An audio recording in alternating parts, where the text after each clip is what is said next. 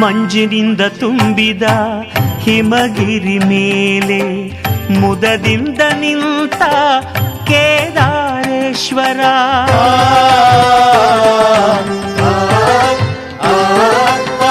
ಮಂಜಿನಿಂದ ತುಂಬಿದ ಹಿಮಗಿರಿ ಮೇಲೆ ಮುದದಿಂದ ನಿಂತ ಕೇದಾರೇಶ್ವರ. ನಾಡಿನ ಚಲಿ ಕಡಲಿನ ಅಲೆಯಲಿ, ನಾಡಿನ ಚಲಿ ಕಡಲಿನ ಅಲೆಯಲಿ ನರ್ತನ ಮಾಡುವ ರಾಮೇಶ್ವರ, ನರ್ತನ ಮಾಡುವ ರಾಮೇಶ್ವರ. ಎಲ್ಲೆಲ್ಲೂ ಶಿವನೇ ಎಲ್ಲೆಲ್ಲೂ ಹರನೇ, ಎಲ್ಲ ಶಿವಮಯವೇ, ಎಲ್ಲ ಶಿವಮಯವೇ. ಒಂದಂತೂ ತಿಳ್ಕೊಳ್ಳಿ, ಕೆಟ್ಟದ್ದು ಮಾಡಿದವನಿಗೆ ಕೆಟ್ಟದೇ ಆಗುತ್ತೆ, ಒಳ್ಳೇದು ಮಾಡಿದವನಿಗೆ ಒಳ್ಳೇದೇ ಆಗುತ್ತೆ. ಧರ್ಮೋ ರಕ್ಷತಿ ರಕ್ಷಿತ. ಧರ್ಮವನ್ನ ಮಾಡಿದ್ರೆ ನೀನು ಯಾವತ್ತಿನ ತನಕ ಬೇರೆಯವರಿಗೆ ಒಳ್ಳೇದನ್ನ ಮಾಡ್ತಾ ಇರ್ತೀಯೋ ಆವತ್ತಿನ ತನಕ ನೀನು ಒಳ್ಳೇದೇ ಆಗುತ್ತೆ. ಕೆಟ್ಟದ್ದು ಮಾಡಿದ್ರೆ ನೀನಲ್ಲ ಯಾರೇ ಆಗಿದ್ರು ಕೆಟ್ಟದೇ ಆಗುತ್ತೆ. ಒಳ್ಳೇದು ಮಾಡಿದವನಿಗೆ ಒಳ್ಳೇದಾಗುತ್ತೆ, ಕೆಟ್ಟದ್ದು ಮಾಡಿದವನಿಗೆ ಕೆಟ್ಟದಾಗುತ್ತೆ. ಆದ್ರೆ ಒಳ್ಳೇದು ಮಾಡಿದವನಿಗೆ ಕೆಲವೊಮ್ಮೆ ಪರೀಕ್ಷೆಗಳು ಜಾಸ್ತಿ ಇರ್ತದೆ, ಆದ್ರೆ ಅವನೇ ಜಯಿಸ್ತಾನೆ. ಕೆಟ್ಟದ್ದು ಮಾಡಿದವನು ಪರೀಕ್ಷೆ ಇಲ್ಲದೆ ಇರ್ಬೋದು, ಅವನು ತನ್ನ ಕರ್ಮದ ಫಲವನ್ನ ಅನುಭವಿಸಿಯೇ. ತಪ್ಪು ಮಾಡಿದ್ದಾರೆ ಅನ್ಬಿಟ್ಟು ಕುತ್ತಿಗೆ ಹಿಡಿದು ಆಚೆ ತೆರಳೋದು ಚೆನ್ನಾಗಿರಲ್ಲ. ನಿಮ್ಮ ಸ್ನೇಹಿತರಿಗೆ ಈ ವಿಡಿಯೋನ ತೋರಿಸಿ, ಅವರು ಅಟ್ಲೀಸ್ಟ್ ಬದಲಾದ್ರೆ ನನಗೆ ತುಂಬಾ ಖುಷಿ ಆಗುತ್ತೆ.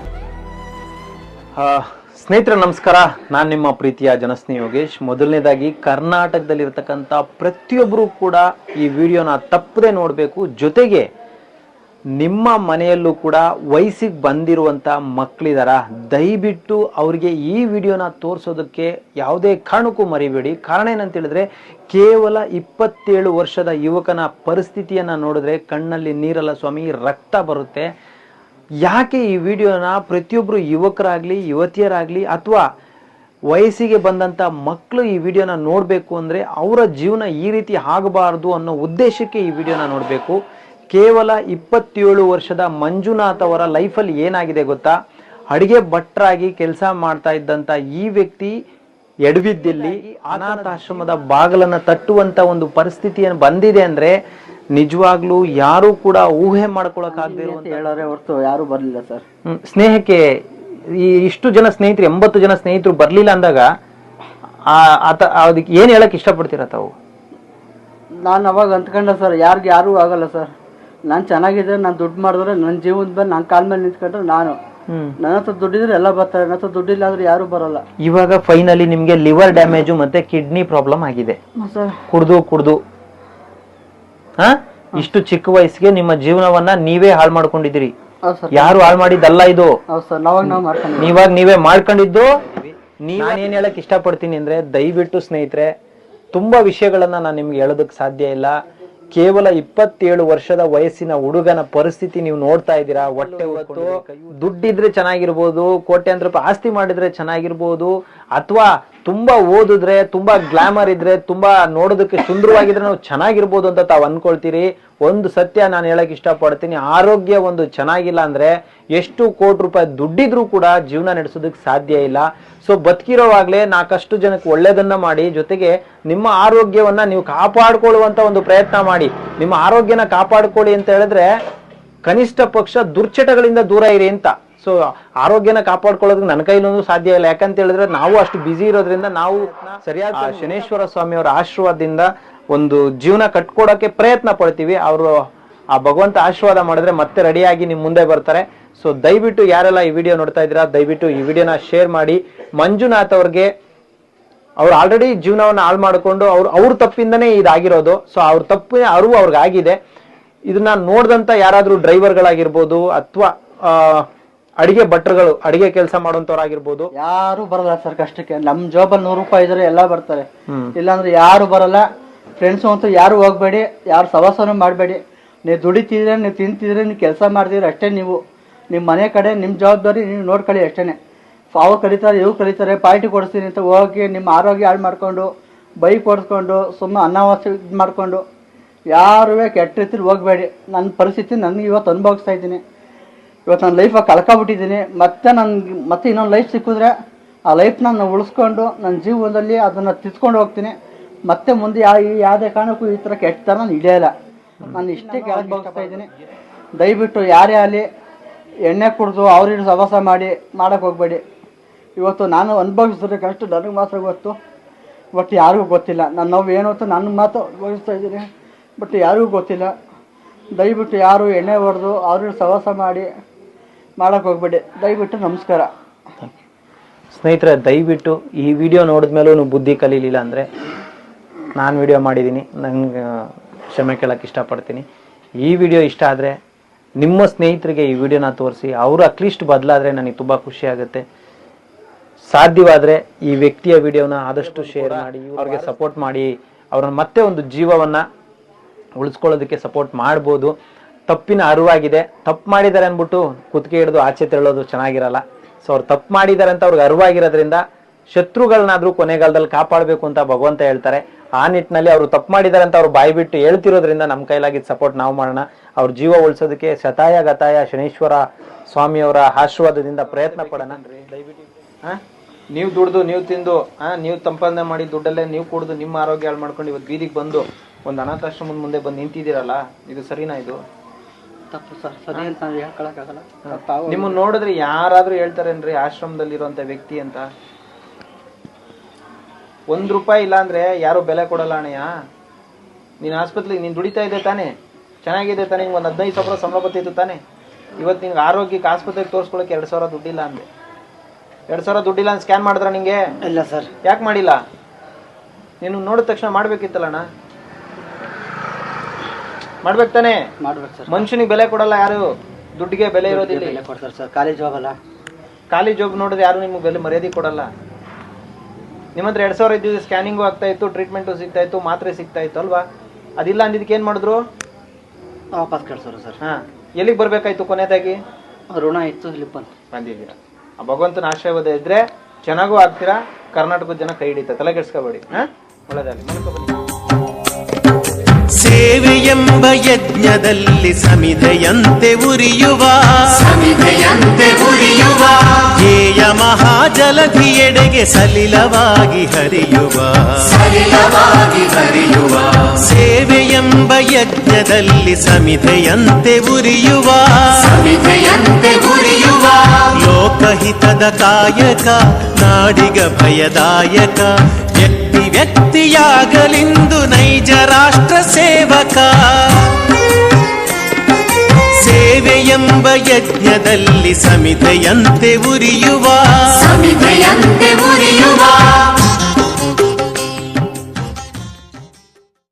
ಮತಿ ಮಂದಾಗೋದಿಲ್ಲ, ಪ್ರಜ್ಞೆ ತಪ್ಪೋದಿಲ್ಲ. ಎಷ್ಟು ಸುಂದರವಾಗಿ 100 ವರ್ಷ ಹಾಲ ಕುಡಿಬೇಕು.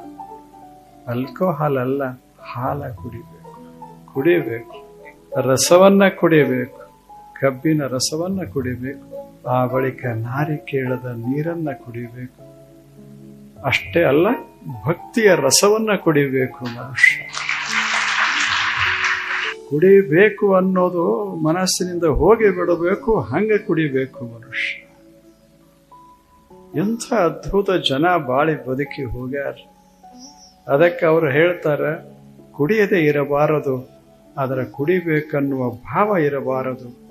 ಕುಡಿಬೇಕು, ದೇವರನ್ನು ಅನುಭವಿಸ್ತಾ ಇರಬೇಕು, ಹಂಗ ಕುಡಿಬೇಕದ. ಅಂಥವರಿಗೆ ಶರಣರು, ಸಂತರು, ಜ್ಞಾನಿಗಳು, ಅನುಭಾವಿಗಳು ಅಂತ ಹೆಸರ. ಹಾಗ ಆಗಬೇಕು.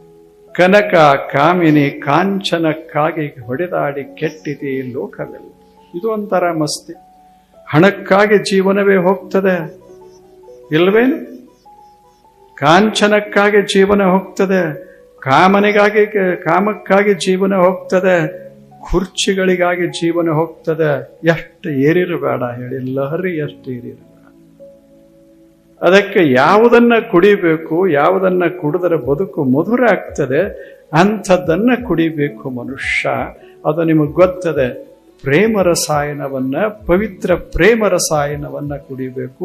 ಕುಡಿದಾಗಿ ಜಗತ್ತು ಪವಿತ್ರ ಅನಿಸಬೇಕು, ಜಗತ್ತು ಮಧುರ ಅನಿಸಬೇಕು, ಬದುಕಬೇಕು, 100 ವರ್ಷ ಬದುಕಬೇಕು ಅನಿಸಬೇಕು.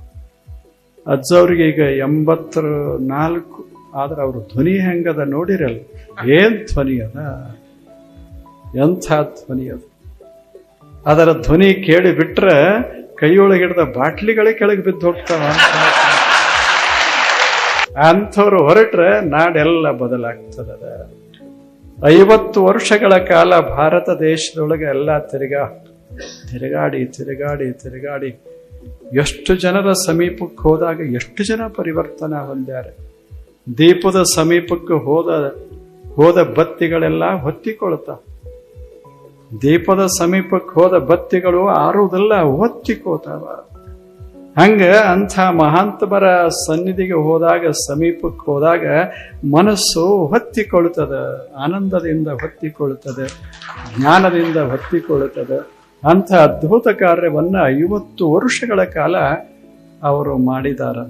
ಮತ್ತು ಅವ್ರು ಹೇಳಿದ್ರು, ಇರೋ ತಕ ಮತ್ತು ದೀಪದ ಕೆಲಸ ಏನು, ಇರೋ ತಕ ಉರಿಯೋ. ಸಾಧು ಸಂತರು, ಮಹಂತರು, ಶರಣರು, ಜ್ಞಾನಿಗಳು ಅಂದ್ರೆ ಏನಲ್ಲ, ಸುಮ್ಮನೆ ಉರಿಯುವ ದೀಪಗಳು. ಕತ್ತಲೆ ಬೆಳಕಾಗೋದು, ಹೊಲಸ ಮನಸ್ಸ ಸ್ವಚ್ಛ ಆಗೋದು, ದುಃಖಿ ಮನಸ್ಸ ಸುಖಿ ಆಗೋದು, ಇದು ಜ್ಞಾನಿಗಳ ಸಮೀಪ ಹೋದಾಗ ಆಗೋ ಪವಾಡ ಇದೆ. ಅಂಥ ಅದ್ಭುತ ಪವಾಡವನ್ನ ಗುರುಗಳು ಮಾಡಿದ್ದಾರೆ. ಅವರು ಲೋಕ ಗುರುಗಳು, ಅಷ್ಟೆಲ್ಲ ಮಾಡಿದ್ದಾರೆ. ಜನಾಂಗವನ್ನ, ಜೀವನವನ್ನೆಲ್ಲ ಪರಿವರ್ತನೆಗೊಳಿಸಿದಾರ. ಅಷ್ಟೇ ಅಲ್ಲ, ಆರ್ಥಿಕತೆ ಕೆಡದಂಗ ಅರ್ಥ ಬೆಳೆಯುವಂತೆ ಮಾಡಿದಾರ. ಈ ನಾಡು ಶ್ರೀಮಂತ ಮಾಡಿದಾರ.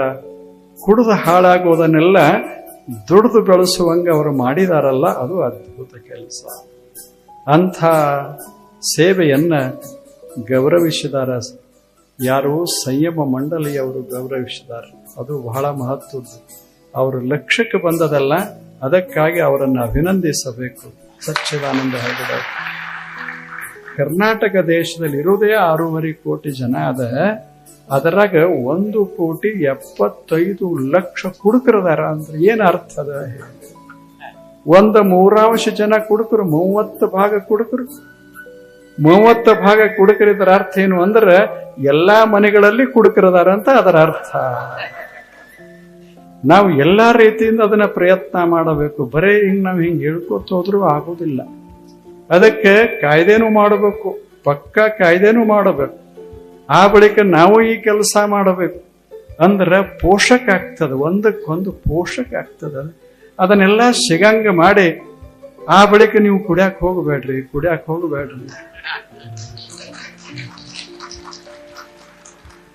ಹಂಗ ಆಗೋದಿಲ್ಲ. 11 ವರ್ಷದ ಹುಡುಗರು ಕುಡಿಯಾಕ ಶುರು ಮಾಡ್ಯಾರ. ಇದರ ಅರ್ಥ ಏನು? ದೇಶ ಹಾಳಾಯ್ತು ಅಂತ ಅದರ ಅರ್ಥ. ವಿಚಾರ ಮಾಡಬೇಕು. ಮಕ್ಕಳು 11ರವರು ಕುಡಿದ್ರೆ ಅವ್ರ ಮಕ್ಕಳು ಹೆಂಗಾಗಿರ್ಬೇಡ, ಅವು 1ಕ್ಕೆ ಕುಡಿಯಾಕ ಶುರು ಮಾಡ್ತಾರೆ. ಆಲೋಚನೆ ಉಳಿದ ಎಲ್ಲಾ ಸಮಸ್ಯೆಗಳಿಗೆ ಬಹಳ ಮಹತ್ವ ಕೊಡದೆ ಮೊದಲು ಇದನ್ನು ಬಿಡಿಸಬೇಕು. ಕಾಯ್ದೆ ಕಡ್ಡಾಯವಾಗಿ ಮಾಡಬೇಕು. ಕೆಲವು ಮಾಡಬೇಕು. ಎಲ್ಲರೂ ಕೂಡಿ ನಾವು ಪ್ರಯತ್ನ ಮಾಡಿ ಕಡ್ಡಾಯವಾಗಿ ಅದನ್ನ ಮಾಡಿ ಆ ಬಳಿಕ ನಾವು ಪ್ರಯತ್ನ ಮಾಡೋದು. ಇಷ್ಟಾಗಿನೂ ಕುಡಿತಾರಲ್ಲ, ಆ ಬಳಿಕ ಎಲ್ಲರೂ ಅದಕ್ಕೆ ಪ್ರಯತ್ನ ಮಾಡಿದರೆ ಸಿಗದಂಗೆ ಮೊದಲು ಮಾಡಬೇಕು. ಯಾವುದರಿಂದ ಏನಾಗುತ್ತದೆ, ಏನು ಕುಡಿಬೇಕು, ಏನು ಕುಡಿಬಾರದು, ಏನು ತಿನ್ನಬೇಕು, ಏನು ತಿನ್ನಬಾರದು, ಇದು ಪ್ರಜ್ಞಾ. ಇದಕ್ಕೆ ಧರ್ಮ ಅಂತ ಕರೆದಾರ. ಕನಿಷ್ಠ ಇಷ್ಟು ನಾವೆಲ್ಲ ಬುದ್ಧಿವಂತರೇ. ನಾವು ಕೊನೆಗೆ ವಿಕಾಸದ ಕೊನೆಯ ಹಂತದಲ್ಲಿ ಅದೇವಿ ಅಂತ ನಾವು ಹೇಳ್ಕೊತೇವೆ. ಆದ್ರೆ ವಿಕಾಸದ ಕೆಳಗಿನ ಹಂತದವರು ಏನು ಮಾಡೋದಿಲ್ಲ, ಅದನ್ನು ನಾವು ವಿಕಾಸದ ಕೊನೆಯ ಹಂತದವರು ಮಾಡ್ತಾ ಇದ್ದೇವೆ. ಇದು ಆಶ್ಚರ್ಯ ಅಲ್ಲ? ಎಷ್ಟು ಆಶ್ಚರ್ಯ! ನಾವು ಸ್ವಲ್ಪ ಆಲೋಚನೆ ಮಾಡಬೇಕು. ದ್ರಾಕ್ಷಿ ಎಷ್ಟು ಸವಿಯಾದ ದ್ರಾಕ್ಷಿ ತಿನ್ನಂತ ಕೊಟ್ರೆ ಅದನ್ನೆಲ್ಲ ಕೆಡಿಸಿ ಫರ್ಮೆಂಟೇಶನ್ ಮಾಡಿ ಅದನ್ನು ಸಂಪೂರ್ಣ ಅದರದ್ದು ಎಲ್ಲ ಮುಗಿಸಿ ಅದರಾಗಿಂದ ಒಂದು ಏನು ಬರ್ತದಲ್ಲ, ದೇವರಂದ ನಾ ಏನು ಮಾಡಿಬಿಟ್ಟೆ, ಇವ ಏನು ಮಾಡ್ತಾ ಇದ್ದಾನೆ. ಮತ್ತಿಟ್ಟೆಲ್ಲ ಮಾಡ್ಕೊಂಡು ದೇವ್ರ ಹತ್ತರ ಹೋಗಿ ಬೇಡ್ಕೋತಾನ. ಮತ್ತೇನು ಏನು? ಅದಕ್ಕೆ ದೇವ್ರು ಯಾವ ಗುಡಿಯಾಗ ಅಲ್ಲೇ ಇಲ್ಲೇ ಎಲ್ಲಾ ಕಡೆಯಿಂದ ಮರಿಯಾಗಿ ಬಿಟ್ಟೆ. ಯಾಕೆ ಮರಿಯಾದಂದ್ರೆ ಇವ ಏನು ಮಾಡಿ ಬರ್ತಾನೆ ಹೇಳಕ ಬರುದಿಲ್ಲ. ಜಗತ್ತಿನ ಎಲ್ಲ ಸಂತರು ಜ್ಞಾನಿಗಳು ಹೇಳುವ ರೀತಿ ಅದೇ. ಇಷ್ಟೆಲ್ಲ ಜನ ನಿಮ್ಮ ಮನೆಗೆ ಹೋಗಿ ನಿಮ್ಮ ಗೆಳೆಯರಿಗೆ ಸಂಯಮದ ಪಾಠ ಹೇಳಿಬಿಟ್ರೆ ಕರ್ನಾಟಕ ಮತ್ತೆ ಸುಂದರವಾಗ್ತದೆ.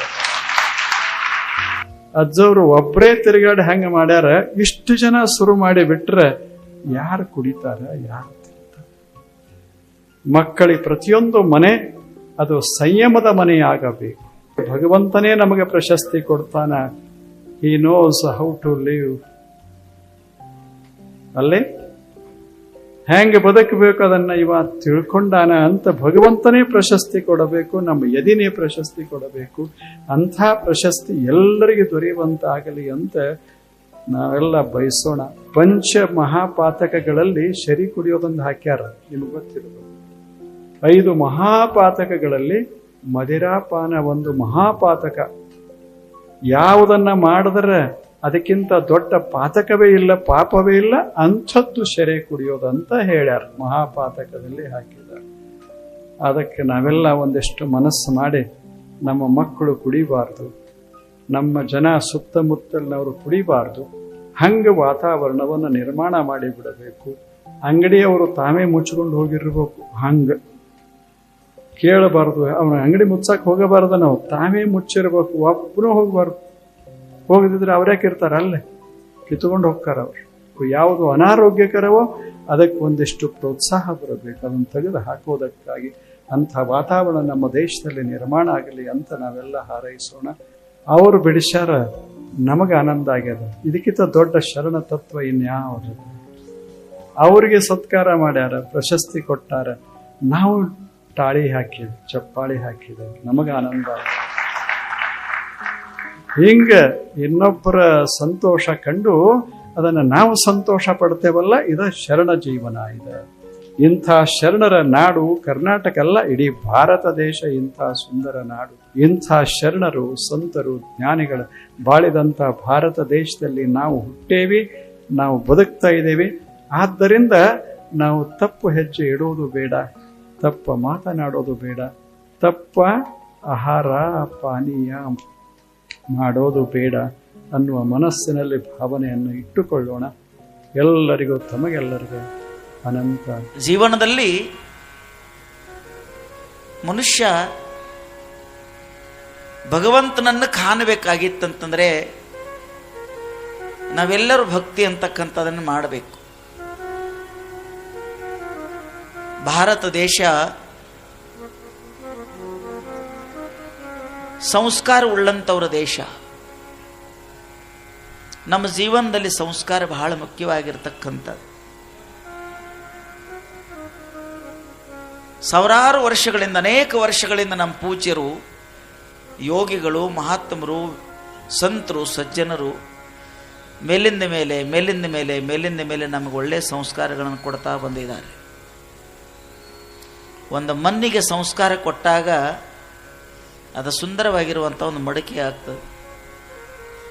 ಅದರಲ್ಲಿ ನೀರು ಹಾಕಿ ಇಡಲಿಕ್ಕೆ, ಹೆಪ್ಪಚ್ಚಿ ಮೊಸರು ಮಾಡಲಿಕ್ಕೆ, ಮೊಸರು ಕಡಿಲಿಕ್ಕೆ, ಪಲ್ಯ ಮಾಡಲಿಕ್ಕೆ ಅದೊಂದು ಯೋಗ್ಯ ಹೆಂಗಾಗ್ತದೆ ಅಂತಂದರೆ, ಒಬ್ಬ ಕುಂಬಾರ ಅದನ್ನು ಹದಗೊಳಿಸಿ ಆ ಮಣ್ಣನ್ನು ಚೆನ್ನಾಗಿ ತಿದ್ದಿ ತೀಡಿ ಮಾಡಿ ಅದನ್ನು ಬೆಂಕಿಯಲ್ಲಿ ಸುಟ್ಟು ಬಳಕ ಅದರ ನಿತ್ಯ ಬಳಕೆಗೆ ಉಪಯೋಗ ಆಗ್ತದೆ. ಮಣ್ಣಿನಲ್ಲೇ ಗಡಿಗೆ ಆಗ್ತದೆ, ಹೌದಿಲ್ಲ? ಮಣ್ಣಿಗೆ ಸಂಸ್ಕಾರ ಕೊಟ್ಟಾಗ ಒಂದು ಗಡಿಗೆ ಆಗ್ತದೆ. ಹೊನ್ನಕ್ಕೆ ಸಂಸ್ಕಾರ ಕೊಟ್ಟಾಗ ಅನೇಕ ಆಭರಣಗಳಾಗ್ತವೆ. ಒಬ್ಬ ಬಡಿಗ ಕಟ್ಟಿಗೆ ಸಂಸ್ಕಾರ ಕೊಡೋದ್ರಿಂದ ಸುಂದರ ಸುಂದರ ವಸ್ತುಗಳಾಗ್ತವೆ. ಒಬ್ಬ ಶಿಲ್ಪಗಾರ ಕಲ್ಲಿಗೆ ಸಂಸ್ಕಾರ ಕೊಡೋದ್ರಿಂದ ಅದು ದೇವರ ಮೂರ್ತಿ ಆಗ್ತದೆ. ಹಾಗೆ ದೊಡ್ಡ ಕಲ್ಲು ತಂದು ನಾವು, ಹೌದಿಲ್ಲ? ದೊಡ್ಡ ಕಲ್ಲು ತಂದು ಹಾಗೆ ನಾವು ನಮಸ್ಕಾರ ಮಾಡೋಕ್ಕಾಗಂಗಿಲ್ಲ. ಒಂದು 10 ಲಕ್ಷ ಕೊಟ್ಟು ನೀವು ಚಿನ್ನ ತಂದರೂ ಕೂಡ, 4-5 ಲಕ್ಷ ರೂಪಾಯಿ ಕೊಟ್ಟು ನೀವು ಚಿನ್ನ ಬಂಗಾರ ತಂದರೆ ಹಾಗೆ ಬಿಸ್ಕಿಟ್ ಕಟ್ಕೊಳಕ್ಕೆ ಬರೋಂಗಿಲ್ಲ. ಏನಾದರೂ ಸಹಿತ ಮತ್ತು ಅದು ಅಕ್ಕ ಸಾಲಿಗೆ ಪತ್ತಾರನ ಮನೆಗೆ ಹೋಗಬೇಕು, ಅದನ್ನು ಬೆಂಕಿಯಲ್ಲಿ ಸುಡಬೇಕು, ಕೈ ಮಾಪ ಕಿವಿ ಮಾಪ ತಗೋಬೇಕು, ಚೆನ್ನಾಗಿ ಸುಂದರವಾಗಿ ತಿದ್ದಿ ಸುಂದರವಾಗಿ ಯಾವಾಗ ಅದರಲ್ಲಿ ಅನೇಕ ಆಭರಣಗಳನ್ನು ಮಾಡ್ತಾನಲ್ಲ ಆವಾಗ ತೊಟ್ಕೊಳ್ಳಿಕ್ಕೆ ಯೋಗ್ಯ. ಕಟ್ಟಿಗೆ ಸಂಸ್ಕಾರ ಕೊಟ್ಟು ಕುಂಡಾಕ ನಿಲ್ಲಾಕ ಫರ್ನಿಚರ್ ಬಾಗಿಲು ಕಿಟಕಿ ಮಾಡಿದಾಗ ಬಳಕೆ ಆಗ್ತದೆ. ದೊಡ್ಡ ಒಂದು ಗಿಡದ ಕೊಡ್ಡ ತಂದು ಹಂಗೆ ಬಾಗಿಲು ಮುಂದೆ ಹೋಗೋದು, ಅದಕ್ಕೆ ಏನೋ ಟೇಬಲ್ ಅನ್ನಕ್ಕೆ ಬರೋಂಗಿಲ್ಲ. ಚಿನ್ನಕ್ಕೆ ಸಂಸ್ಕಾರ ಕೊಡಬೇಕು, ಕಟ್ಟಿಗೆ ಸಂಸ್ಕಾರ ಕೊಡಬೇಕು. ನಾವು ಮ್ಯಾಗ ತೊಡ್ತೀವಲ್ಲ ಬಟ್ಟೆ, ಅದಕ್ಕೂ ಕೂಡ ಒಬ್ಬ ನಮ್ಮ ಮೈ ಮಾಪ್ ತಗೊಂಡು ಕಟ್ ಮಾಡಿ ತೋಳ ಕಾಲರ್ ಅದು ಇದು ಎಲ್ಲ ಬಟನ್ ಬೆಲ್ಟ್ ಎಲ್ಲ ಮಾಡಬೇಕು. ಆವಾಗ ಅದು ಉಪಯೋಗ ಮಾಡಲಿಕ್ಕೆ ಯೋಗ್ಯ ಆಗ್ತದೆ. ಹಾಗೆ ಮಣ್ಣನ್ನು ಕೂಡ ಒಬ್ಬ ಕುಂಬಾರ ಸಂಸ್ಕಾರ ಕೊಟ್ಟು ಅದನ್ನು ನೆನೆಸಿ ಮಾಡಿ ತುಳಿದು ಹದ ಮಾಡಿ ಗಡಿಗೆ ಮಾಡಿ ಬಿಸಿಲಾಗ ಒಣಸಿ ಬಟ್ಟೆ ಹಾಕಿ ಇಡ್ಲಿ ಹಾಕಿ ಸುಟ್ಟು ಬಳಕ ಕನ್ನ ಆವಾಜ್ ಆದಾಗ ಬ್ಯಾಸ್ಯಾಗ ಅದರೊಳಗೆ ನೀವು ನೀರು ತುಂಬಿಡಕ್ಕೆ ಯೋಗ್ಯ. ಮಣ್ಣಾಗ ಗಡಿಗೆ ಆಗ್ತತಿ ಅಂದ್ಬೇಳೆ ಗಡಿಗೆ ಹಾಕಿ ಮಾಡೋದು, ಒಂದು ಕೊಡ ನೀರು ತಂದು ಮಣ್ಣಾಗ ಸುರುದಂದ್ರೆ ಏನಾಗ್ತದೆ ಹೇಳ್ರಿ ನೋಡೋದು.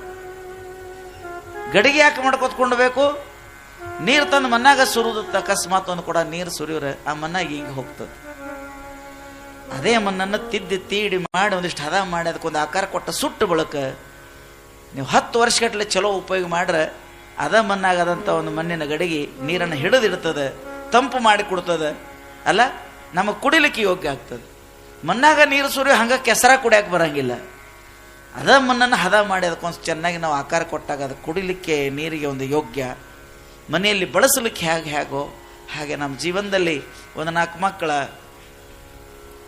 ಮಕ್ಕಳ ಒಂದಿಷ್ಟು ಭೂಮಿ, ಒಂದಿಷ್ಟು ಹಣ, ಒಂದಿಟ್ಟು ಅಧಿಕಾರ, ಒಂದಿಟ್ಟು ಏನೇನೋ ಮಾಡಿ ಇಷ್ಟೇ ನಾವು 4 ಮಕ್ಕಳು ಮರಿ ಒಂದು ಮನೆಗಾಗಿ ಇಷ್ಟೇ ನಾವು ಒಂಥರ ಬದುಕಿದೀವಿ ಅಂದರೆ ಈ ಬದುಕಿಗೆ ಏನೂ ಅರ್ಥ ಇಲ್ಲ. ಬದುಕಿಗೆ ಏನೂ ಅರ್ಥ ಇಲ್ಲ. ಈ ಬದುಕಿಗೆ ಒಬ್ಬ ಕುಂಬಾರ ಹೆಂಗೆ ಮಣ್ಣನ್ನು ಹದ ಮಾಡಿ ಅದನ್ನು ಮಡಕಿ ಮಾಡಿ ಚೆನ್ನಾಗಿ ಸುಟ್ಟು ಅದನ್ನು ಸಮಾಜದಾಗ ಕೊಡ್ತಾನಲ್ಲ, ಒಬ್ಬ ಗುರು ಅನ್ನತಕ್ಕಂಥವನಲ್ಲ ಅವಂಗೆ ಮಣ್ಣು ಹದ ಮಾಡ್ತಾನಲ್ಲ, ಹಂಗೆ ಒಬ್ಬ ಗುರು ಅನ್ನತಕ್ಕಂಥವ ನಮ್ಮನ್ನು ಮಣ್ಣಿನಂಗೆ ಹದ ಮಾಡಿ ನಮ್ಮೊಳಗೆ ಕೆಟ್ಟ ಗುಣ ತೆಗೆದು ಅವಂಗೆ ಬೆಂಕಿ ಕೊಡ್ತಾನಲ್ಲ, ಹಂಗೆ ಒಂದಿಟ್ಟು ಅಧ್ಯಾತ್ಮ ಸಂಸ್ಕಾರ ಕೊಟ್ಟು ಮಣ್ಣನ್ನು ಗಡಿಗೆ ಮಾಡಿ ಗಡಿಗೆಯನ್ನು ಸುಟ್ಟು ಗಟ್ಟಿ ಮಾಡಿ ಸಮಾಜ ಕೊಟ್ಟಂಗೆ ಒಬ್ಬ ಗುರು ನಮ್ಮನ್ನು ಹದ ಮಾಡಿ ಭಕ್ತಿ ಸಂಸ್ಕಾರ ಕೊಟ್ಟು ಜ್ಞಾನದ ಬೆಂಕಿ ಕೊಟ್ಟು ನಮ್ಮನ್ನು ಭಕ್ತಿ ಸಂಸ್ಕಾರ ಕೊಟ್ಟು ಇವತ್ತು ದೇವರಿಗೆ ಒಪ್ಪಿಸ್ತಾನ ಗುರು ಅನ್ನತಕ್ಕಂಥವ. ಅದಕ್ಕಾಗಿ ಗುರುವಿಗೆ ಜ್ಞಾನ ಕುಂಬಾರ ಅಂತ ನಾವು ಹೇಳಬೇಕು. ಗುರು ಯಾರ? ಅಧ್ಯಾತ್ಮದ ಕುಂಬಾರ ಅಂತ ಹೇಳಬೇಕು. ಅಲ್ಲ ನಮ್ಮನ್ನೆಲ್ಲರೂ ಇಲ್ಲರ ಹಂಗೆ ಏನಾಗ್ತೀವಿ ನಾವೇನಾಗ್ತೀವಿ ಹಂಗ ಟಿಂಗಟ ಸಂಸ್ಕಾರ ಇಲ್ಲಾರ್ದಂಥ ಒಂದು ಬದುಕ. ನೀವು ಇನ್ನೊಂದು ಮಾತು ಕೇಳೋರು, ಸ್ವಾಮೀಜಿ ಏನು ಗುರುಗಳಂದ್ರೆ ಏನು ಅವ್ರ ಕಡೆ ಏನೈತಿ, ಮತ್ತು ನಾವೇ ಅವ್ರಿಗೆ ದಕ್ಷಿಣ ಕೊಡಬೇಕು, ಮತ್ತು ಪ್ರಸಾದ ಕೊಡಬೇಕು, ಗಾಡಿ ಕೊಡಬೇಕು, ಎಲ್ಲ ಅವರೇನೇನು ಮಾಡಲಿಲ್ಲ, ಅವರೇ ನಮಗಾಗಿ ಮಾಡಿದ್ದಾರೆ. ಅದಕ್ಕೆ ನಾನು ಭಾಳ ಎಲ್ಲರಿಗೆ ಮೇಲಿನ ಮೇಲೆ ಸುಂದರವಾಗಿ ಹೇಳ್ತಾ ಇರ್ತೇನೆ ಏನಂತಂದರೆ, ಮನೆ ಎಷ್ಟು ದೊಡ್ಡದಿದ್ರೆ ಏನು, ಮನೆ ಎಷ್ಟು ದೊಡ್ಡದಿದ್ರೆ ಏನು, ಮನೆಯನ್ನು ಬೆಳಗಲಿಕ್ಕೆ ಒಂದು ದೀಪ ಬೇಕಂತ ನಾ ಹೇಳೋದಿಲ್ಲ. ಹೇಳ್ರಿವ, ಮನೆಯನ್ನು ಬೆಳಗಲಿಕ್ಕೆ ಒಂದು ದೀಪ ಬೇಕು. ಆ ದೀಪ ಮನೆಯಲ್ಲಿರುವಂಥ ಕತ್ತಲೆಯನ್ನು ಕಳೀತದೆ. ಮನೆಯನ್ನು ಬೆಳಗುವ ಸಲುವಾಗಿ ಒಂದು ದೀಪ ಬೇಕು, ಮನಸ್ಸನ್ನು ಬೆಳಗುವ ಸಲುವಾಗಿ ಗುರುವಿನ ಜ್ಞಾನದ ಮಾತು ಕೇಳಬೇಕು. ನಮ್ಮ ಜೀವನದಲ್ಲಿ ಆ ಜ್ಞಾನದ ಮಾತುಗಳನ್ನು ಮನಸ್ಸನ್ನು ಸುಂದರವಾದಂಥ ಮನಸ್ಸನ್ನು ಬೆಳಗತಾವ, ಕತ್ತಲಿ ಅಂತಕ್ಕಂಥದ್ದು ಕಳೀತಾವ.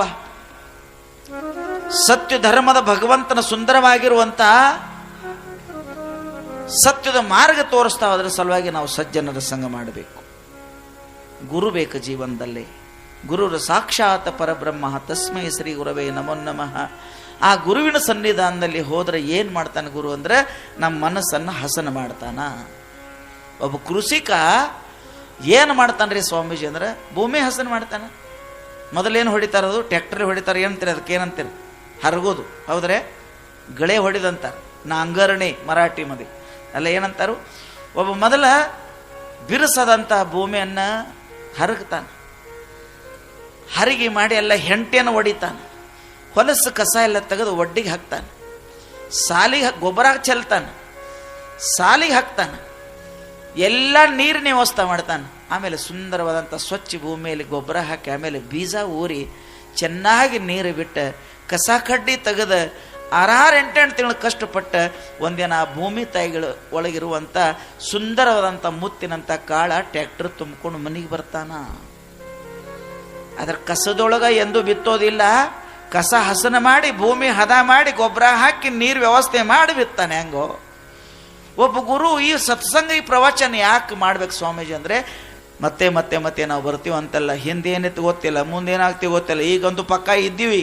ಎಲ್ಲೇ ಅಡವಿ ಸಿದ್ದಪ್ಪನ ಮಠದಾಗ ಅಪ್ಪೋಳ ಮುದಿಗಂತೂ ಇದ್ದೀವಿ. ಯಾವಾಗ ಹೋಗ್ತೀವಿ ಅದು ಗೊತ್ತಿಲ್ಲ. ಅದಕ್ಕಾಗಿ ನಾವು ಒಳ್ಳೆಯವರ ಸಂಘ ಮಾಡಬೇಕು. ಗುರು ಏನು ಮಾಡ್ತಾನಂದ್ರೆ ನಮ್ಮ ಮನಸ್ಸನ್ನು ಸ್ವಚ್ಛ ಮಾಡ್ತಾನ.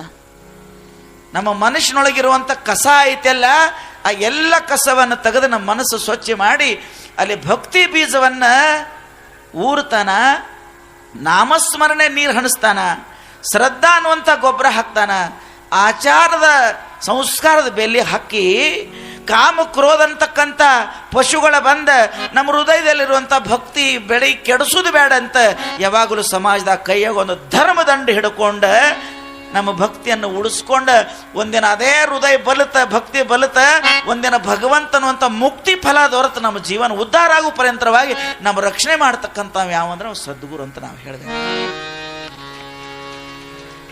ಯಾವಲ್ರೇ ಇಬ್ಬರು ರೈತರಂದ್ರೆ ಗೊತ್ತಾತ್ರೇವ, ಕೃಷಿಕರು ರೈತರು ಇಬ್ಬರು. ಯಾರ್ರೀ ಸ್ವಾಮಿಗಳ ನಮ್ಮ ಊರು ತುಂಬ ನಮ್ಮ ಟ್ಯಾಕ್ಟರ್ ನಾವು ರೈತರ, ಆದ್ರೆ ನಾವು ಪ್ರವಚನದಾಗ ಹೇಳೋದು ರೈತರು ಇಬ್ಬರು. ಯಾರ್ರೀ? ಊರು ಹೊರಗೆಲ್ಲ ನಿಮ್ಮವೆಲ್ಲ ಕೂರಿಗೆ ಗಟ್ಟಲೆ ಜಮೀನು ಅದಾವಲ್ಲ, ನೀವೆಲ್ಲ ರೈತರೇ ಇದ್ದೀರಿ. ಊರು ಹೊರಗಿದ್ದಂಥ ನಮ್ಮ ಭೂಮಿಗಳನ್ನೆಲ್ಲ ಚೆನ್ನಾಗಿ ಸ್ವಚ್ಛ ಮಾಡಿ ಬಿತ್ತಿ ಬೆಳೆ ಮಾಡವನಲ್ಲ ಅವೊಬ್ಬ ರೈತ, ನಿಸರ್ಗದೊಳಗಿರುವಂಥ ಕೃಷಿಕ. ನಿಮ್ಮೆಲ್ಲ ರೈತರು ಇದ್ರಲ್ಲ, ಊರು ಹೊರಗಿನ ಭೂಮಿ ಬೆಳೀತಕ್ಕಂಥ ಒಬ್ಬ ರೈತ, ಕಸ ಕಡ್ಡಿ ತೆಗೆದು ಭೂಮಿ ಸ್ವಚ್ಛ ಮಾಡಿ ಮುತ್ತಿನಂಥ ಕಾಳ ಕಬ್ಬು ಬೆಳೀತಕ್ಕಂಥವ ಊರು ಹೊರಗಿರುವ ಒಬ್ಬ ರೈತ. ಆದರೆ ಇಲ್ಲಿ ಸಮಾಜ ಅನ್ನುವಂಥದ್ದು ಒಂದು ಭೂಮಿ ಐತೆಲ್ಲ, ನಾವೆಲ್ಲ ಇದ್ದೀವೆಲ್ಲ. ಈ ಸಮಾಜ ಮಧ್ಯದಲ್ಲಿ ಇದ್ಕೊಂಡು ನಮ್ಮ ಮನುಷ್ಯನಾಗ ಕುಂಟಿ ರಂಟಿ ಹೊಡೆದು, ನಮ್ಮ ಅಹಂಕಾರ ಹೆಂಟಿ ಹೊಡೆದು, ನಮ್ಮ ಕಾಮಕ್ರೋಧ ಕಸ ಅಂತಕ್ಕಂಥ ತೆಗೆದು ಹಾಕಿ ನಮ್ಮ ಹೃದಯದ ಭಕ್ತಿ ಬೀಜವನ್ನು ಬಿತ್ತಿ ಮುಕ್ತಿ ಫಲ ಕೊಡ್ತಕ್ಕಂಥವ, ನಮ್ಮ ಹೃದಯದ ಸ್ವಚ್ಛ ಮಾಡಿ ಇಲ್ಲಿ ಸುಂದರವಾದಿರ್ತಕ್ಕಂಥ ಭಕ್ತಿ ಬೆಳಿತಕ್ಕಂಥವನಲ್ಲ, ಇವಂಗೂ ಒಬ್ಬ ರೈತ ಅಂತ ಹೇಳ್ತಾರೆ, ಇವಂಗ ಜ್ಞಾನ ಕೃಷಿಕ ಅಂತ ಹೇಳ್ತಾರೆ. ಹೊರಗಿನ ಭೂಮಿ ಬಿತ್ತಾನ, ಗುರು ಅನ್ನತಕ್ಕಂಥವ್ ನಮ್ಮ ಮನಸ್ಸು ಭೂಮಿಯನ್ನು ಬಿತ್ತಾನ. ಅವ ಹೊರಗಿನ ಕಸ ಕಡ್ಡಿ ತೆಗಿತಾನ, ಗುರು ಪ್ರವಚನ ಮುಖೇನ ನಮ್ಮೊಳಗಿರ್ತಕ್ಕಂಥ ಕಾಮಕ್ರೋಶ ಕಸ ತೆಗಿತಾನ. ಜ್ಞಾನ ಕಡ್ಡಿ ಹಚ್ಚಿ ನಮ್ಮ ಕರ್ಮಗಳನ್ನು ಸುಡುತ್ತಾನ, ಅಹಂಕಾರ ಹೆಂಟಿ ಹೊಡಿತಾನ. ಅಲ್ಲಿ ಸುಂದರವಾದಂಥ ಗುರು ಮಂತ್ರ ಅನ್ನತಕ್ಕಂಥ ಸುಂದರವಾದಂಥ ಸಂಸ್ಕಾರ ಬೀಜನ್ನು ಬಿತ್ತಿ ಶ್ರದ್ಧಾ ಗೊಬ್ಬರ ಹಾಕಿ ನಿರಂತರ ಶಿವಪೂಜೆ ನಾಮಸ್ಮರಣೆ ಅಂತ ನೀರನ್ನು ಹಣಸಿ ಆಚಾರ ಸಂಸ್ಕಾರ ಬೇಲಿ ಹಾಕಿ ಯಾವಾಗೂ ಸಮಾಜದಾಗ ಮೇಲೆ ಮೇಲೆ ಮೇಲೆ ಮೇಲೆ ಬಂದು ನಮ್ಮ ನೆತ್ತರಗೊಳಿಸಿ ಒಂದಿನ ನಮ್ಮೊಳಗೆ ಭಕ್ತಿ ಬೆಳೆದು ಪರಮಾತ್ಮನ ಪಡಿಸ್ಕೊಡ್ತಾನಲ್ಲ, ಅವ ಜ್ಞಾನ ಕೃಷಿಕ. ಸಮಾಜ ಅನ್ನುವಂಥ ಭೂಮಿಯನ್ನು ಮಧ್ಯದಲ್ಲಿ ಇರ್ತಕ್ಕಂಥ ಕೃಷಿಕ ಅವನಿಗೆ ಸದ್ಗುರು ಅಂತ ಹೇಳ್ತಾನೆ. ಇದು ರೈತ ಇನ್ನೊಂದು ಮಾತ್ರಿ, ರೈತ ಹೊಲಕ್ಕೆ ಹೋಗ್ಲಿಕ್ಕೆ ಏನಾಗ್ತದೆ, ಭೂಮಿ ಎಲ್ಲ ಕೆಟ್ಟ ಕಾಡಾಗ್ತದೆ. ಭೂಮಿ ಕಡೆ ರೈತ ಹೋಗ್ಲಿಕ್ಕೆ ಎಲ್ಲ ಮುಳ್ಳಿನ ಗಿಡ ನಾಡ್ತಾವ. ಸಮಾಜದಲ್ಲಿ ಗುರು ಅನ್ನತಕ್ಕಂಥವು ಬರೆದಿದ್ರೆ ನಮ್ಮ ಮನಸ್ಸುಗಳೆಲ್ಲ ಹೊಲಸು ತಿಪ್ಪೆ ಆಗಿ ನಂದೊಂದು ನಿನ್ನೊಂದು ಜಗಳಾಟ ಆಗಿ ಊರು ಮುಂದಿನ ತಿಪ್ಪೆ ಆಗ್ತಾವ. ಭೂಮಿ ಸ್ವಚ್ಛದ ಬೆಳೆ ಬರಬೇಕಾದ್ರೆ ನಾವು ಹೊಲಕ್ಕೆ ಹೋಗ್ಬೇಕು. ಸಮಾಜ ಸ್ವಚ್ಛದ ಎಲ್ಲರೂ ಸದ್ಮಾರ್ಗದಲ್ಲಿ ಬರಬೇಕಾಗಿತ್ತಂದ್ರೆ ಸದ್ಗುರು ಅನ್ನತಕ್ಕಂಥ ಗುರು ಬರಬೇಕು ಸಮಾಜ. ಸ್ವಾಮಿಗಳು ಹಂಗ ಬಂದು ಪ್ರಸಾದ ಮಾಡಿ ಹೊಂಟ್ರಪ್ಪ ಅನ್ನೋದು ಬೇಡ. ಇನ್ನೊಂದು 2-3 ದಿನ ಅದ ಸಂತರು ಬಹಳ ಸುಂದರವಾಗಿ ಹೇಳ್ತಾರೆ. ಭಗವಂತನ ಪಡ್ಕೊಳ್ಳೋಗೋಸ್ಕರವಾಗಿ ನಾವು ಏನು ಮಾಡಬೇಕಂದ್ರೆ ಏನೂ ಅಲ್ಲ, ಶುದ್ಧವಾದಂಥ ಮನಸ್ಸಿನಿಂದ ಭಗವಂತನನ್ನು ಪ್ರೀತಿಸು, ಅವನು ಪೂಜಿಸೋದು, ಅವನು ಸ್ಮರಿಸೋದು, ಅವನು ಧ್ಯಾನಿಸೋದು. ಯಾವಾಗ ಒಂದಿಷ್ಟು ಗುರುಗಳು ಸಿಗ್ತಾರೆ, ಅಲ್ಲಿ ಹೋಗಿ ಸತ್ಸಂಗ ಮಾಡಿ ಮನಸ್ಸು ಸ್ವಚ್ಛ ಮಾಡಿಕೊಳ್ಳೋದು. ಸತ್ಕರ್ಮದಲ್ಲಿ ಕೈ ಶುದ್ಧ, ಭಗವಂತ ನೆನೆಯುವಂಥ ಮನಸ್ಸು ಶುದ್ಧ, ನಡೆಯುವಂಥ ಸತ್ಮಾರ್ಗದಲ್ಲಿ ಎರಡೂ ನಮ್ಮ ಪಾದಗಳ ಶುದ್ಧ, ಭಾವ ಶುದ್ಧ, ಎಲ್ಲವೂ ಶುದ್ಧ ಇಟ್ಕೊಂಡು ನಾವು ಇದ್ರಾಗ ನಡೆಯೋದ್ರಿಂದ ಮನುಷ್ಯ ಜನ್ಮಕ್ಕೆ ಬಂದು ನಾವು ದೇವ್ರನ್ನ ಕಾಣಬೇಕಾಗಿದೆ. ದೇವ್ರೆಲ್ಲರೂ ಹೊರಗೆ ಕಾಣಬೇಕಂತಲ್ಲ. ಅದಕ್ಕೆ ನಿನ್ನ ಹೇಳಿದೆ, ಮುಖ ನಮ್ಮದೇ ಇದ್ರೂ ಕೂಡ ನಮ್ಮ ಮುಖ ನೋಡ್ಕೊಳ್ಳೋ ಸಲುವಾಗಿ ಕೈಯಾಗ ಒಂದು ಕನ್ನಡಿ ಬೇಕು ಅಲ್ಲ. ನಮ್ಮ ಮುಖ ನೋಡೋಗೋಸ್ಕರವಾಗಿ ನಮ್ಮಲ್ಲಿ ಒಂದು ಕನ್ನಡಿ ಬೇಕು. ಈ ಮುಖ ನಾಶ ಆಗ್ತದೆ, ಕನ್ನಡಿ ಹೊಡಿತದೆ. ಆದರೆ ಮನುಷ್ಯನ ಆಚೆ ಕಡೆ ಇನ್ನೊಂದು ನನ್ನ ರೂಪ ಐತೆಲ್ಲ ನಾಶ ಆಗಲಾರದು. ಆ ಮುಖನೂ ನಾವು ನೋಡಬೇಕು. ಆ ಮುಖ ನೋಡಬೇಕಾಗಿತ್ತು ಸದ್ಗುರು ಅನ್ನುವಂಥ ಜ್ಞಾನ ಕನ್ನಡಿ ಜೀವನದಲ್ಲಿ ಬೇಕು. ನೀವೆಲ್ಲರೂ ಅರಿವೇದ ಹೊಲಿತಿದ್ರೆ ಹಳೆ ಕಾಲದ ಈ ಸೀರೆ ಹರಿದ್ರೆ, ಶರ್ಟ್ ಹರಿದ್ರೆ, ಬನೇನು ಹರಿದ್ರೆ ನಮ್ಮ ಅವುಗಳು ಸೂಜಿ ಒಳಗೆ ದಾರ ಪೋಣಿಸಿ ನಮ್ಮ ತಾಯಿಗಳೆಲ್ಲ ಹೊಲಿತಿದ್ರು. ಹೌದಿಲ್ರಿ? ಹೊಲಿತಿದ್ರು. ಅದನ್ನು ಹೊತ್ನ್ಯಾಗ ದಾರ ಪೋಣಿಸಿ ಆ ದಾರಕ್ಕೆ ಹಿಂದೊಂದು ಗಂಟು ಹೊಡಿತಿದ್ರು. ಬಂಗಾರ ಅಂತ ದಾರ, ಬಂಗಾರ ಅಂತ ಸೂಜಿ, ಹಿಂದೆ ಗಂಟು ಯಾಕೆ ಹೊಡಿತೀರ ಅನ್ನಕ್ಕೆ ಹೋಗ್ಬೇಡ್ರಿ. ಅದನ್ನು ಯಾಕೆ ಹೊಡಿತೀರ ಅಂದ್ರೆ ಮುಂದೆ ಹೊಲಿಗೆ ಒಂದು ಹೊಲಿಗಿನ ಹೊಲಿದ್ರು ಸಹಿತ, ಎಷ್ಟು ಜೋರ್ಲೆ ಜಗ್ಗಿರು ಸಹಿತ ಹೊಲಿಗೆಯಾಗಿಂದ ದಾರ ಪಾರಾಗಿ ಮತ್ತೆ ಅದು ಹಂಗೆ ಉಳಿಬಾರದು. ಮುಂದಿನ ಹೊಲಿಗೆಲ್ಲ ಗಚ್ಚಿ ಕುಂಡಬೇಕಾಗಿತ್ತಂದ್ರೆ ಹಿಂದೊಂದು ಗಂಟ ಗಟ್ಟಿರ್ಬೇಕತ್ತ. ಹಂಗೆ ನೀವು ರಾಮಕೃಷ್ಣ ಹರಿ ಅನ್ರಿ, ಓಂ ನಮ ಶಿವಾಯ ಅನ್ರಿ, ಮತ್ತೇನನ್ರಿ, ಇವತ್ತಿರಿ ಹಚ್ಕೋರಿ, ಭಂಡಾರಿ ಹಚ್ಕೋರಿ, ಗಂಧ, ನೀವು ಯಾವ ದೇವ್ರಿಗೆ ಹೋಗಿ ಭಕ್ತಿ ನಿಮ್ದೆಲ್ಲಿ ಪ್ರೀತಿ ಐತೆ ಅಲ್ಲಿ ಮಾಡ್ರಿ. ಆದ್ರೆ ದೇವ್ರ ಮ್ಯಾಗ ಪಕ್ಕ ಹಿಂದೆ ಗಂಟು ಹೊಡೆದಂಗೆ ನಮ್ಮ ಮನುಷ್ಯನಾಗ ಶ್ರದ್ಧಾ ವಿಶ್ವಾಸ ಅನ್ನೋಂಥದ್ದು ಇತ್ತಂದ್ರೆ ನೀವು ಎಷ್ಟು ಶಿವ ಶಿವ ಅಂತಿರಲ್ಲ ಅದೆಲ್ಲ ಹೊಲಿಗೆ ಕುಂಡ್ತದೆ. ಒಂದು ಸುಂದರ ಹೊಲಿಗೆ ತಯಾರಾದಂಗೆ ಒಂದು ಸುಂದರವಾದಂಥ ಭಕ್ತಿ ತಯಾರಾಗ್ತದೆ. ಭಕ್ತಿ ಏನ ಶ್ರದ್ಧೆ ಏನಂತಾರೆ ಅವರು, ನಮ್ಮಲ್ಲಿ ಶ್ರದ್ಧೆ ಬೇಕಂತ. ಏನು ಬೇಕ್ರಿ, ಒಬ್ರು ಯಾರೋ ನೀರು ಕೇಳಕ್ಕೆ ಹೋದ್ರತ್, ನಾನೆಲ್ಲರೂ ಕೇಳಿರಿ. ಮತ್ತು ಗಾಡ್ಯಾಗ ಬಾಟ್ಲ್ಯಾಗ ಅದಾವ ಒಟ್ಟ, ನಾನು ನೀರು ಹೇಳವಲ್ಲ.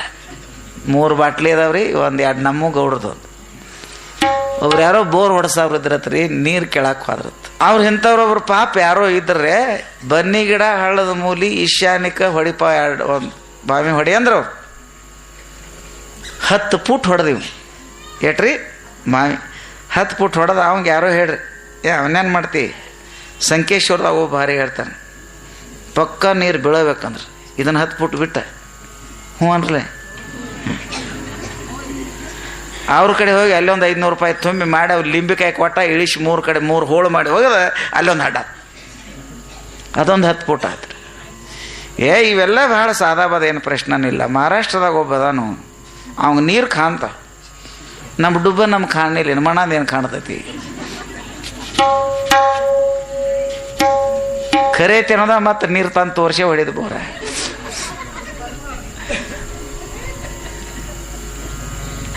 ಇವ ಒಂದು ವರ್ಷದಾಗ 7-8 ಎಕರೆದಾಗ ಒಂದು 30 ತೆಗ್ಗ ಹೊಡೆದಿದ್ದವು. ಏನು ಹೊಡೆದಿದ್ದ, ಅಲ್ಲೊಂದು ಕೇಳ್ಕೊಂಡು ಬರವ 10 ಫೂಟ್ ಹೊಡ್ಯಾವ. ಅವ್ರು ಭಾರಿ ಅಂದ್ಕೊಳ್ಳಿ ಇದನ್ನು ಬಿಡವ, ಅಲ್ಲೊಂದು ಕೇಳ್ಕೊಂಬರವ ಮತ್ತೊಂದು 10 ಎಕರೆದಾಗ 30 ತೆಗ್ಗ, ಅದು ನೀರು ಬೀಳಲಿಲ್ಲ. ಏನಾಯ್ತು ರೀ, 30 ತೆಗ್ಗ, ಅದು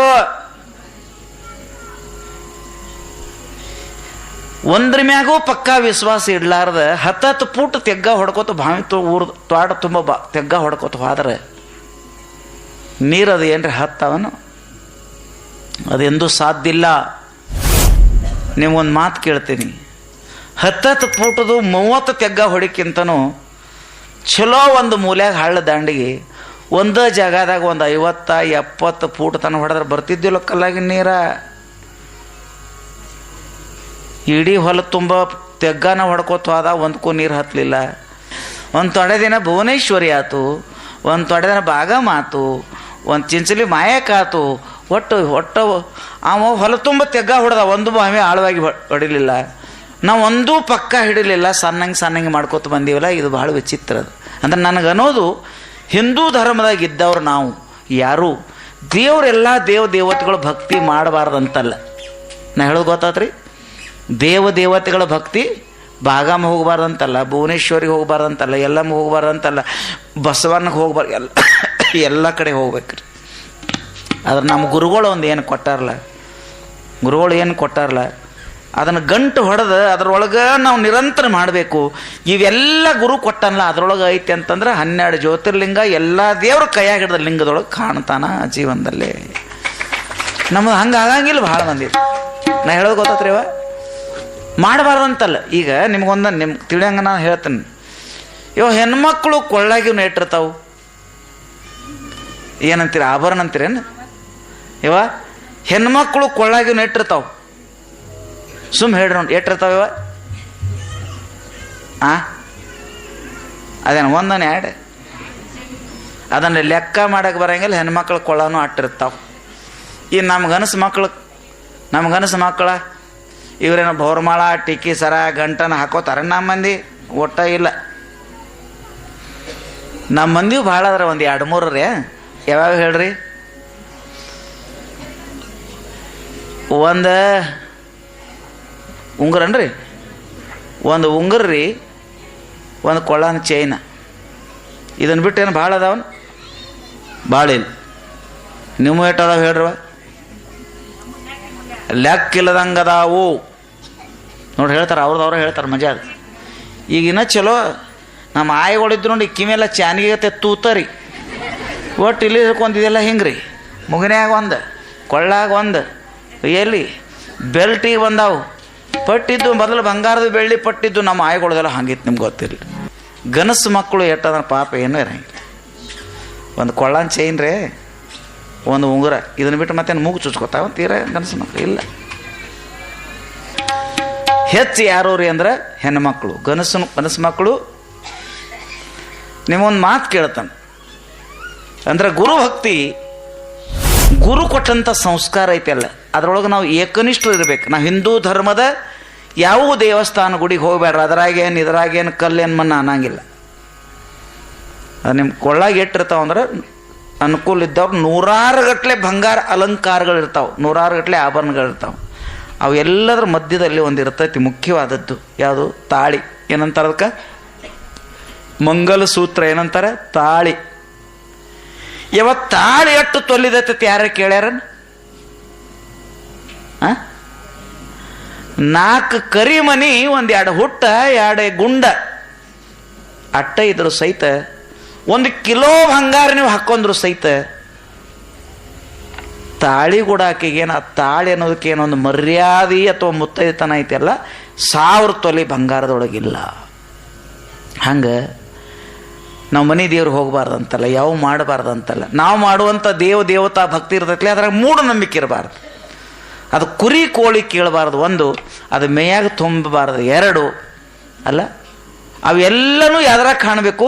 ನಮ್ಮ ಗುರು ಲಿಂಗ ಕೊಟ್ಟನಲ್ಲ, ಈ ಲಿಂಗದೊಳಗೆ ಜಗತ್ತೆಲ್ಲ ಐತೆ ಅಂತ ಅವತ್ತಕ್ಕೆ ನಾವು ಕೈ ಮುಗುತ್ನ್ಯಾಗ ಸಹಿತ, ಆ ದೇವ್ರ ಗುಡಿಯಾಗ ಸಹಿತ ಅದಕ್ಕೆ ಕಣ್ಣು ಮುಂದೆ ನೋಡೋತ್ನ್ಯಾಗ ಅದರಾಗೂ ನಾವು ಗುರು ಕೊಟ್ಟಂಥ ಲಿಂಗ ಅದೇ ಶಿವ ಅಂತ ನೋಡ್ರೆ, ಎತ್ತೆತ್ತ ನೋಡಿದತ್ತ ನೇನೇ ದೇವ ಸಕಲ